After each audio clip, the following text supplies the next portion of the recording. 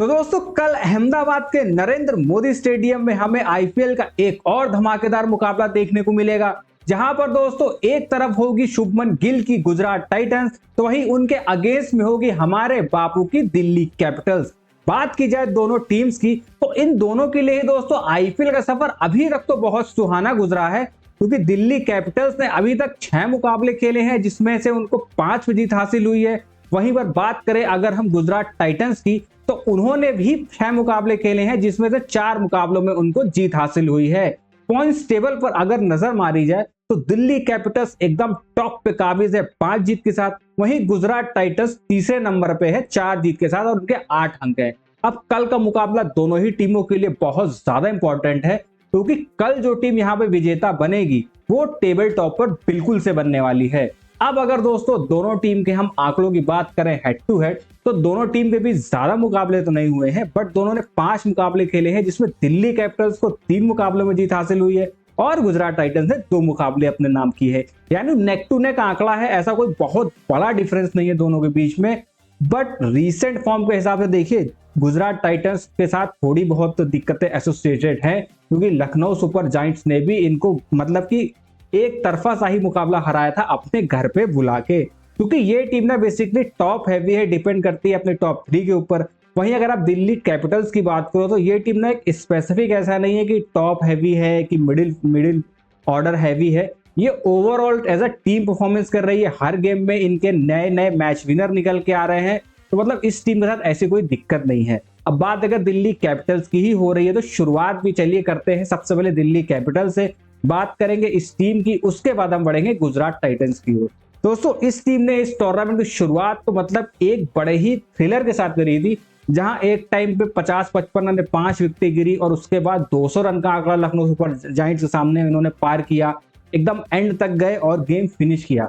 जीतते हुए चले आ रहे थे, फिर एकदम से मुंबई इंडियंस के सामने सडन कोलैप्स होता है, 3 रन आउट और ये टीम अपना पहला मुकाबला हारती है।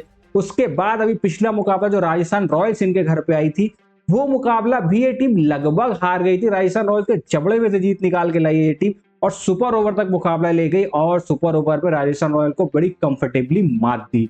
अब दोस्तों उस मैच से काफी कुछ चीजें देखने को मिली कि इस टीम का टॉप ऑर्डर बिल्कुल भी फायर नहीं कर रहा है। जहां इनके अपोजिट गुजरात टाइटंस है, जो अपने टॉप ऑर्डर पर रिलाई करती है, जिनका टॉप ऑर्डर एकदम फैंटेस्टिक फॉर्म में है, तो वहीं दिल्ली कैपिटल्स का जो टॉप ऑर्डर है ना, बिल्कुल भी रन नहीं बना रहा है, क्योंकि उसकी सबसे बड़ी दिक्कत ये है ना कि फाफ डु प्लेसिस जो है वो इंजर्ड चल रहे हैं, रिकवरी कर रहे हैं, बट कल के मैच के लिए शायद वो फिट नहीं है। उस तरफ से ऐसी कोई अपडेट नहीं आई है, तो हो सकता है कल भी ये टीम फाफ डु प्लेसिस के बिना ही उतरे।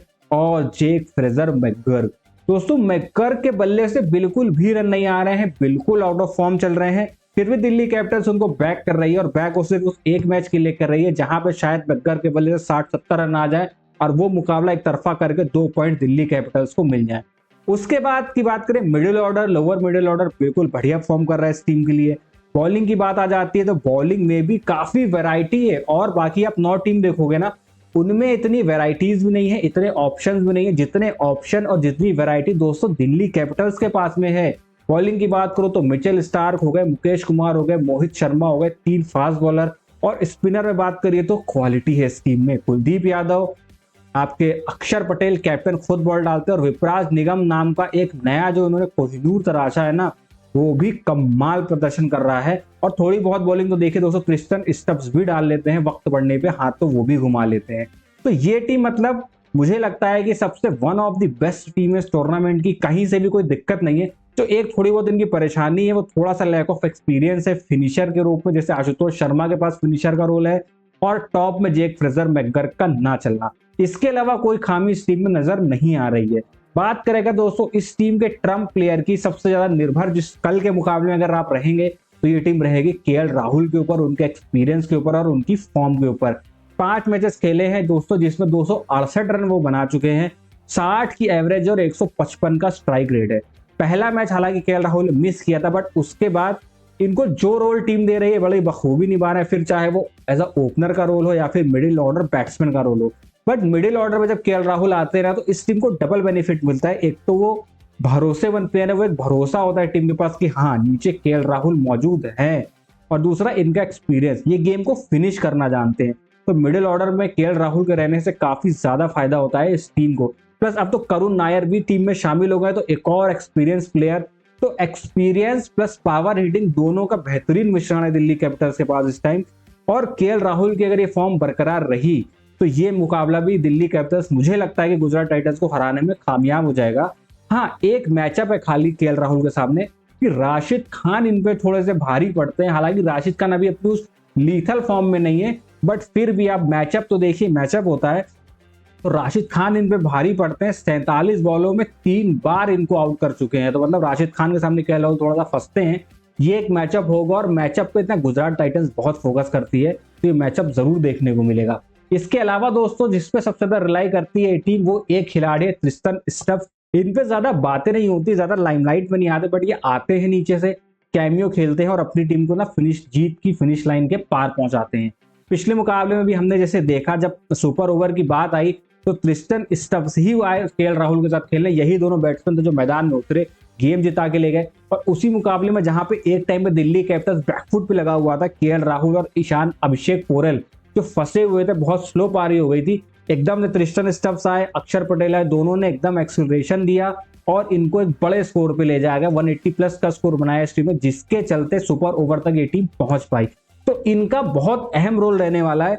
बस इनके साथ एक दिक्कत है कि शुरुआत में ना कुछ थोड़े से मतलब केयरलेस हो जाते हैं और ऐसे शॉट लगा देते हैं जिस शॉट की उस पर्टिकुलर टाइम पे आवश्यकता नहीं होती है। अगर 10-12 बॉल सर्वाइव कर जाते हैं ट्रिस्टन स्टफ्स तो मोस्टली हमने देखा है कि दिल्ली कैपिटल्स के लिए मैच फिनिश करके देते हैं। तो इस टीम के लिए ना ट्रम्प साबित हो रहे हैं एकदम। अब जरा बॉलिंग पे हम नजर मारे तो देखिए मिचेल स्टार्क को तो हम भूल ही नहीं सकते हैं। मिचेल स्टार्क बहुत अच्छा एडिशन है इस साल दिल्ली कैपिटल्स के खेमे में। प्रॉपर दिल्ली की जो फास्ट बॉलिंग है ना वो इनके ऊपर ही डिपेंड करती है। चाहे ये मतलब विकेटें भी ना लें, बट फिर भी जो एक्सपीरियंस होता है ना वो आप कहां से लाओगे। सोचो राजस्थान के खिलाफ जो मुकाबला हुआ था, 16 यॉर्कर नेल करी थी मिचेल स्टार्क ने। अब जो बॉलर 140 148 की पेस पर अगर इतने यॉर्कर नेल कर सकता है तो अपोजिशन को बैकफुट पे लाने में कितना सक्षम है। सुपर ओवर तक गई दिल्ली कैपिटल्स, इनका बहुत बड़ा योगदान था। सुपर ओवर जीता, उसमें भी इनका बहुत बड़ा योगदान था। और अहमदाबाद स्टेडियम, नरेंद्र मोदी स्टेडियम उनको बहुत पसंद आता है। 2023 का वर्ल्ड कप फाइनल भी वहां ये जीते थे, अच्छी बॉलिंग कराई थी, तो आगे कंडीशन से भी बहुत अवेयर हैं। प्लस डायमेंशंस बहुत बड़ी हैं तो उसका काफी यूटिलाइजेशन करेंगे। और अगर गुजरात का टॉप ऑर्डर में जॉस बटलर और शुभमन गिल की विकेटें जल्दी निकाल दी या फिर साई सुदर्शन की विकेटें जल्दी ले गए, 3 में से किसी 2 की, तो गुजरात टाइटंस पूरी तरह से बैकफुट में आ जाएगा। और फिर मिडिल ऑर्डर में जो कुलदीप यादव, विपराज निगम और अक्षर पटेल की तिकड़ी है स्पिन में, तो उनके बैटिंग लाइनअप को ये बिल्कुल अटैक करेगी और घेर लेगी और दिल्ली यहां से मैच जीत सकती है। तो कल मिचेल स्टार्क का रोल दोस्तों बहुत ज्यादा अहम हो जाएगा। उसके बाद कुलदीप यादव की बात ना हो, दिल्ली कैपिटल्स की बात हो रही हो, ऐसा तो हो ही नहीं सकता। यादव जी अपनी पीक फॉर्म में है। बस एक कंसर्न है कि ना पिछले मुकाबले में फील्डिंग करते हुए कुलदीप यादव को शोल्डर में इंजरी आ गई थी। अब ऐसी कोई अपडेट तो नहीं आई है कि बहुत सीरियस इशू है, फिर भी ऐसी भी अपडेट नहीं आई कि मैच फिट है। तो अगर कुलदीप यादव कल का मैच खेलते हैं तो गुजरात टाइटंस की मुसीबतें और ज्यादा बढ़ने वाली है। उसका सबसे बड़ा रीजन है, एक तो स्पिनर्स को थोड़ी बहुत तो मदद इस वेन्यू पे है, प्लस डायमेंशन बहुत बड़ी है। और जिस भी वेन्यू की डायमेंशन बड़ी होती है वहां पे स्पिनर दोस्तों जरूर गेम में आते हैं। 6 मैचों में 11 विकेटें हैं इनके नाम, 13 की एवरेज के साथ और मात्र 6 की इकॉनमी के साथ। प्लस इनके साथ इनका साथ देंगे विपराज निगम और अक्षर पटेल। बापू भी देखिए गुजरात के ही है, इस वेन्यू पे काफी खेले हैं। तो मतलब अब ये समझ लो कि गुजरात का लड़का गुजरात के सामने ही दिल्ली के लिए खेलेगा और वेन्यू का काफी अच्छा उपयोग करेंगे। और सामने वाली टीम में काफी ज्यादा राइट हैंडर्स हैं, तो उस पे भी ना उनकी बॉलिंग काफी ज्यादा इफेक्टिव साबित होने वाली है। तो दिल्ली कैपिटल्स मुझे गुजरात टाइटंस पे ना थोड़ी भारी लग रही है, बट हमारी जो गुजरात टाइटंस है ना वो भी किसी से कम नहीं है भाई। 4 मुकाबले तो ये टीम भी जीती है। प्लस बैटिंग की बात करें ना इस टीम में तो टॉप 3 हैवी है, टॉप 3 पे बहुत रिलाई कर रही है, चाहे साई सुदर्शन हो, शुभमन गिल हो और जॉस बटलर हो। जिसमें से दोस्तों अभी तक तो शुभमन गिल की वो बड़ी पारी ड्यू है, बड़ी पारी आई नहीं है। हो सकता है कल के मुकाबले में जो कैप्टन नॉक एक बाकी होती है ना वो शुभमन गिल की आना बाकी हो। हाँ, कुछ छोटी पारी आई है, जैसे आरसीबी के खिलाफ एक हाफ सेंचुरी आई थी, लखनऊ सुपर जायंट्स के खिलाफ भी हाफ सेंचुरी आई थी, बट वो पारी ना थोड़ी सी बड़ी होगी ना तो और गुजरात के लिए फायदेमंद होगा। दूसरा दोस्तों, साई सुदर्शन और जॉस बटलर ये दोनों तो परफॉर्म कर रहे हैं, लेकिन इनसे और ज्यादा उम्मीदें हैं, क्योंकि ना देखिए इनके बाद जो इनकी बैटिंग लाइनअप है थोड़ी सी इमेच्योर और इनएक्सपीरियंस है।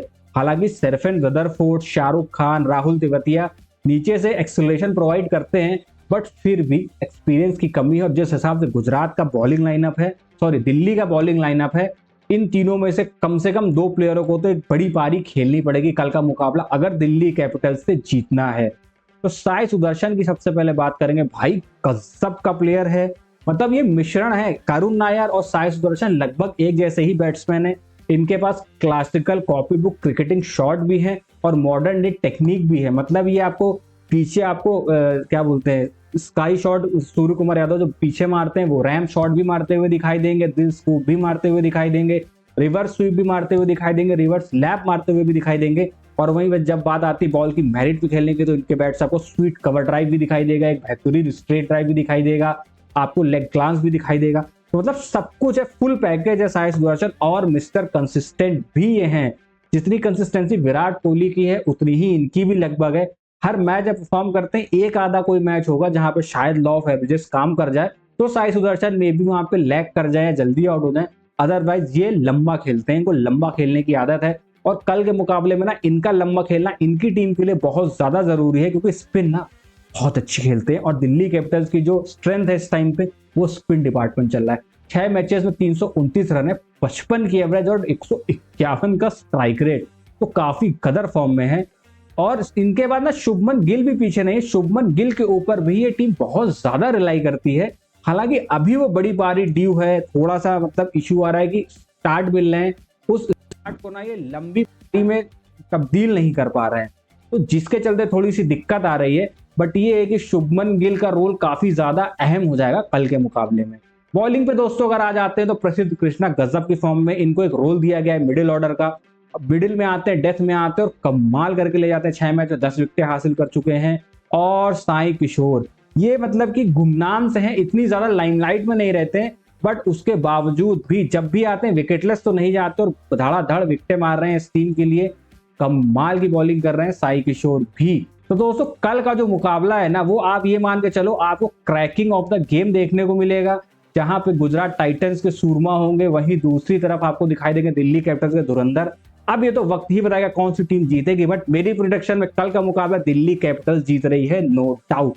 दोस्तों हम उम्मीद करेंगे आपको हमारा आज का एनालिसिस पसंद आया होगा। अगर एनालिसिस पसंद आया है तो वीडियो कर दीजिए लाइक, चैनल को सब्सक्राइब और ज्यादा से ज्यादा फैमिली को शेयर करिएगा।